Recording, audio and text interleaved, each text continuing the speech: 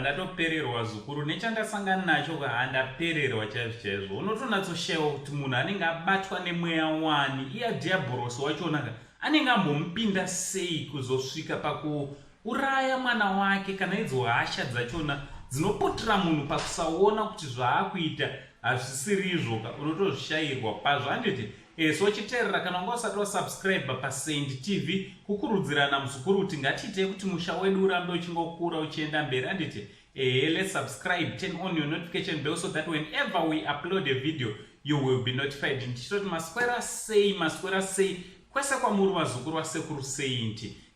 Mumusha wezengeza kune nyaya isingafadzi yaitika. Murume ari kunzi atuma mwana wake kunotenga airtime ye20 bond.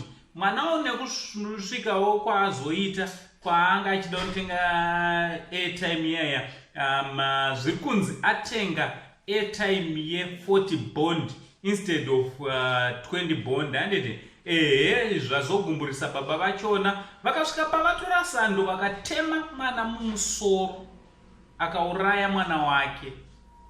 Mwana afa achitambura zukuru nekuda kwe20 bond. 20 bond yaurayira umwe murume mukuru kuraya mwana wake. Handine urombo shame. Tichiti mweya wemwana uyu dai wazorora nerugare. Aiwa mapurisa batai mumhondi mukande mujere. Makanda mujere mukandira makizi kure. Haifanire kurarama musociety nevanhu nekuti hasha dzakadai angapedze vanhu munhu akadai nekuponda naye vedwe. Kuuraya mwana wake even mufananidzo wacho tatokundikana kuisa panapa nekuti iropa rega rega wazukuru.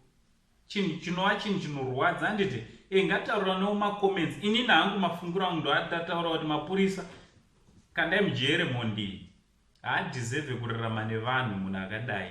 Ameno imi munozvoona vazukuru. Ngataura nemacomments kuti munofungei. From Uncle Saint, the only Zimbabwean uncle. Pari zvino tobva tati much love.